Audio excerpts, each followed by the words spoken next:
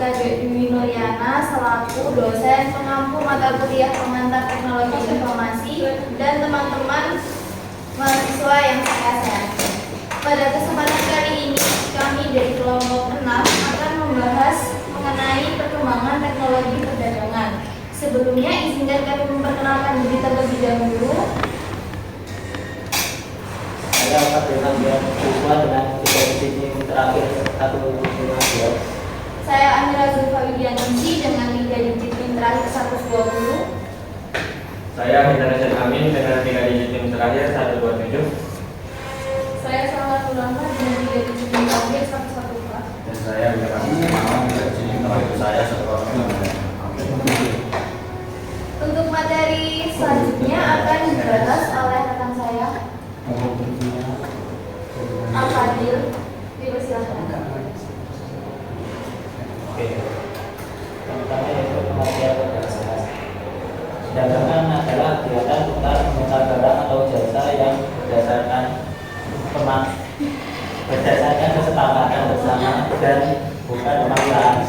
Perdagangan adalah salah satu sektor yang merupakan penggerak utama pembangunan perekonomian nasional maupun internasional.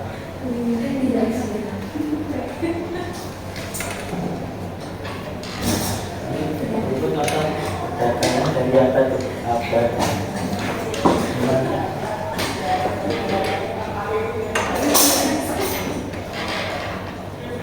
Untuk materi selanjutnya akan dijelaskan oleh rekan saya Haidar. Perdagangan merupakan aktivitas yang sudah ada sejak zaman dahulu. Pada zaman prasejarah, perdagangan umumnya adalah pertukaran barang-barang antara komunitas-komunitas yang berbeda. Teknologinya berupa batu-batuan dan juga alat-alat sederhana lainnya. Kemudian pada zaman Mesir dan Romawi kuno sudah menggunakan sistem mata uang seperti koin sebagai alat tukar. Pada zaman ini teknologi konstruksi dan transportasi seperti kapal layar memungkinkan perdagangan ke wilayah yang jauh lebih luas. Pada abad pertengahan, perdagangan di benua Eropa yang didorong oleh pengembangan jaringan perdagangan yang semakin meluas dan munculnya kata-kata perdagangan serta berkembangnya teknologi seperti kapal layar yang jauh lebih besar, sistem mata uang kertas, dan perkembangan dalam ilmu akuntansi. Kemudian terjadinya revolusi industri pada abad ke-18 dan ke-19 mengubah perdagangan secara sangat drastis. Perkembangan teknologi seperti mesin uap, kereta api, dan telegraf mempercepat transportasi dan komunikasi. Hal inilah yang memungkinkan perdagangan global yang lebih luas lagi. Pada abad ke-20, peningkatan teknologi sangat pesat. Teknologi transportasi seperti pesawat dan kapal kontainer dan juga telepon seluler semakin mempermudah perdagangan internasional pada komunikasi dan bisnis. Pada tahun 1990, dimulailah era digital yang mengubah cara perdagangan dilakukan secara fundamentalis dengan munculnya e-commerce. Perangkat seluler dan aplikasi perdagangan memungkinkan konsumen berbelanja secara online dengan cepat dan mudah. E-commerce merupakan sebuah kegiatan atau aktivitas jual beli produk secara online yang dilakukan oleh perusahaan atau perorangan melalui perangkat elektronik seperti telepon genggam dan komputer sebagai sarana melakukan transaksi bisnis.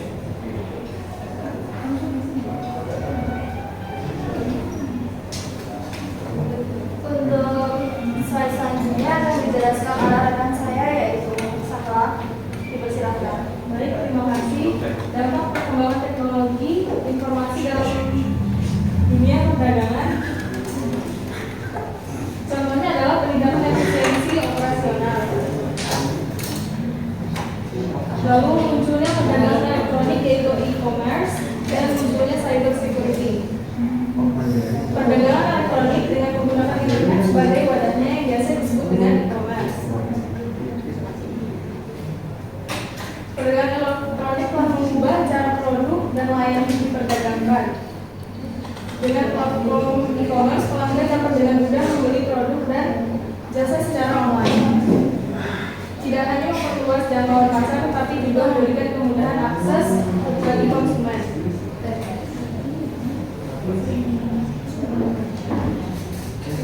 Sedangkan munculnya cyber security adalah keamanan cyber yang merupakan tindakan untuk melindungi informasi di dunia maya dari aneka serangan.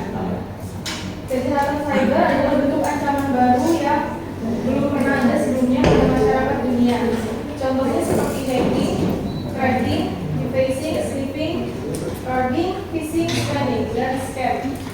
adalah sederet kejahatan internet yang cukup berbahaya dan telah menimbulkan kerugian nyata pada banyak pihak.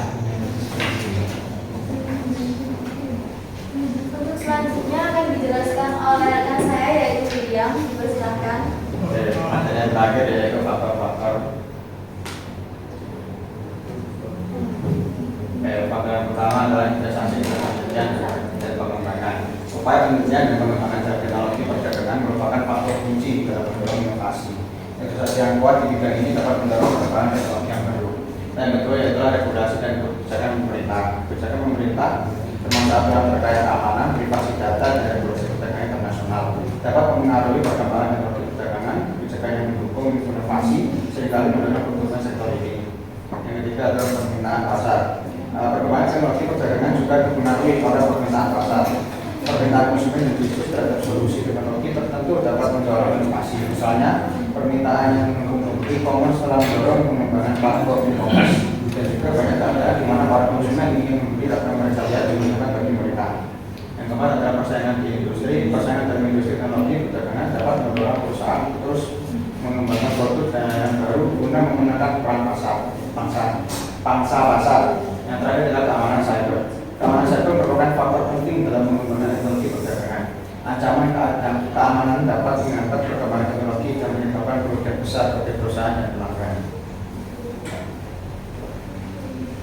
Sekian penjelasan dari kelompok kami. Untuk teman-teman mahasiswa, apabila ada yang dipertanyakan, silahkan mengangkat tangan dan memperkenalkan diri. Ya, Tur Ade, silahkan. Perkenalkan, nama saya Sidang Ramadan dengan yang terakhir 137. Pertanyaan saya, bagaimana perkembangan teknologi informasi mempengaruhi dunia perdagangan? Terima kasih. Pertanyaannya akan kami tampung terlebih dahulu. Apakah ada yang bertanya lagi?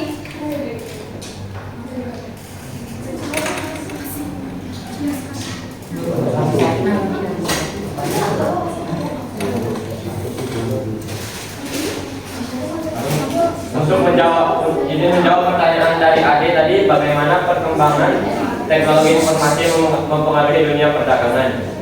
Perkembangan teknologi informasi yang begitu besar telah mempengaruhi dunia perdagangan secara fundamentalis, khususnya melalui pemanfaatan e-commerce seperti sekarang. Hal ini memungkinkan transaksi perdagangan untuk dilakukan secara online yang dulunya hanya bisa dilakukan dengan tatap muka saja atau berbicara empat mata, sekarang bisa dilakukan secara online. Hal ini dapat memperluas jangkauan pasar dan meningkatkan efisiensi dalam kegiatan perdagangan.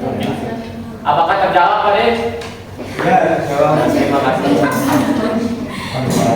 Sekian presentasi dari kelompok kami. Apabila ada salah kata mohon dimaafkan. Assalamualaikum warahmatullahi wabarakatuh.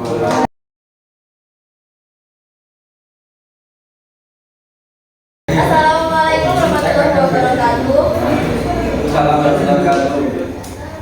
Om Swastiastu, Namo Buddhaya, salam kebajikan bagi kita semua. Yang saya hormati Bapak Ika Dewi Mulyana, STMkom, selaku dosen pengampu mata kuliah pengantar teknologi informasi dan teman-teman mahasiswa yang saya hormati. Pada kesempatan kali ini, kami dari kelompok 6 akan mempresentasikan tentang penggunaan ChatGPT di bidang perdagangan. Sebelumnya, izinkan kami memperkenalkan diri terlebih dahulu. Saya Faisal Fiariswa dengan 3 digit NIM terakhir 115. Saya Amira Zulfa Widianisi dengan 3 digit NIM terakhir 120. Saya Haidar Zain Amin dengan 3 digit NIM terakhir 127. Saya Salma Nurrahma dengan 3 digit NIM terakhir 112. Saya William Mansur Hermawan, 3 digit terakhir saya 109.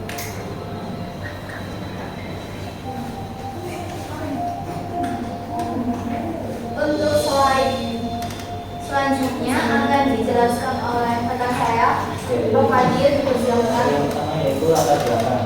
Jadi latar belakang pembangunan ini ChatGPT dapat digunakan untuk membangun chatbot yang dapat membantu pelanggan mendapatkan informasi mengenai produk, memilih produk yang sesuai dan hal lainnya.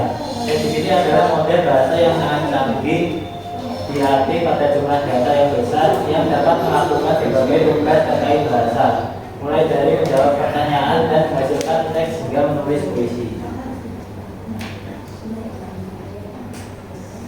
selanjutnya adalah manfaat penggunaan ChatGPT. Penggunaan ChatGPT dalam dunia perdagangan mempunyai manfaat yang sangat banyak. Contohnya mengurangi biaya operasional dan juga meningkatkan kualitas layanan pelanggan. Chatbot yang dibangun dengan menggunakan ChatGPT dapat memberikan layanan pelanggan yang efisien dan efektif. Oleh sebab itu, hal tersebut dapat meningkatkan kepuasan pelanggan. Untuk slide selanjutnya akan dijelaskan oleh rekan saya, Hajar. Persilakan. Untuk yang ketiga yaitu kenapa menggunakan ChatGPT. Kenapa menggunakan ChatGPT di sini ada keuntungannya ada 3. Yang pertama meningkatkan interaksi dengan pelanggan, yang kedua meningkatkan efisiensi operasional, dan yang ketiga meningkatkan pengalaman pengguna. Meningkatkan interaksi dengan pelanggan yaitu dengan memberikan respon chat yang cepat dan akurat untuk perihal pertanyaan pada pelanggan. Dan untuk meningkatkan efisiensi operasional seperti automisasi pada dunia perdagangan. Yang ketiga itu meningkatkan pengalaman pengguna. ChatGPT dapat digunakan untuk memberikan layanan pelanggan yang lebih personal dengan cara memahami kebutuhan dan preferensi pelanggan. Selain itu, ChatGPT juga dapat dilakukan untuk menciptakan sebuah kesan yang lebih menarik dengan cara menggunakan bahasa yang lebih interaktif. Kemudian yang keempat, siapa saja yang menggunakan ChatGPT? ChatGPT adalah model bahasa besar yang dikembangkan oleh OpenAI.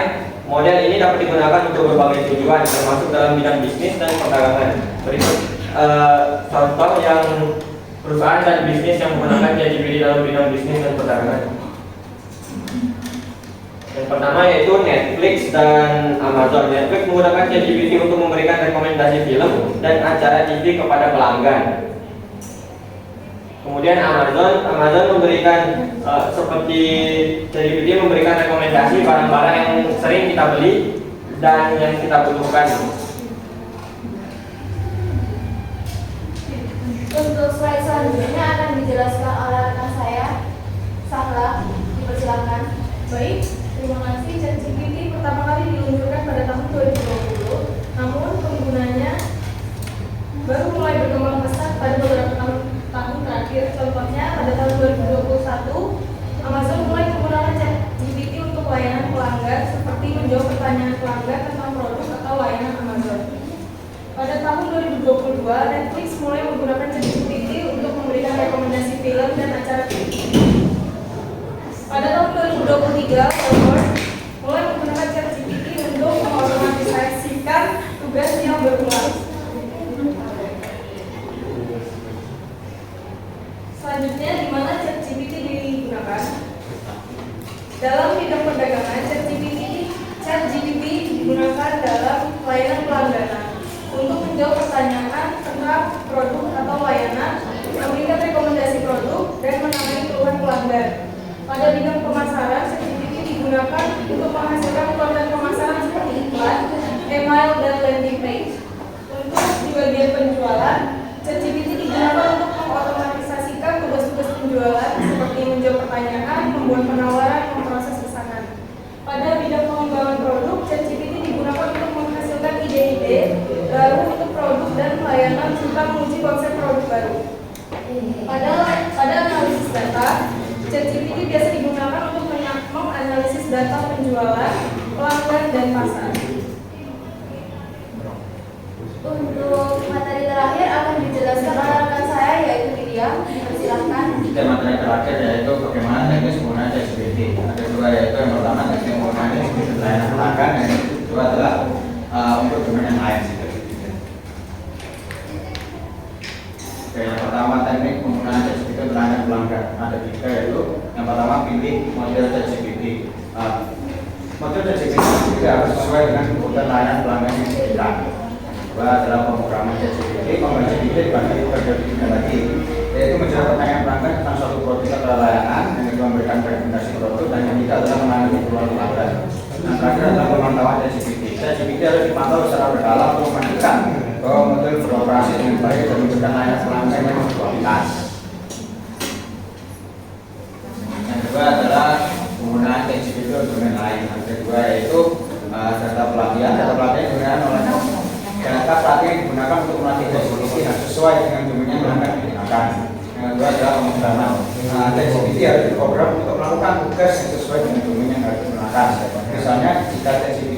penjualan, jadi kita harus program menjawab pertanyaan pelanggan, membuat penawaran atau pembuatan penasaran. Sekian presentasi dari kelompok kami. Apabila ada teman-teman mahasiswa yang ingin bertanya, dipersilakan untuk angkat tangan dan memperkenalkan diri. Silakan, Iva. Perkenalkan, saya Rifa Martakusuma dengan 3 unit terakhir 1/2. Untuk pertanyaannya, yaitu jelaskan dampak perkembangan e-commerce terhadap perubahan bisnis di Indonesia. Terima kasih. Baik, terima kasih. Oke, saya akan menjawab pertanyaan dari Rifa. Oke, jawabannya adalah dalam konteks e-commerce, ChatGPT dapat digunakan untuk menganalisis perilaku konsumen, pola interaksi dengan situs web, serta preferensi pembelian.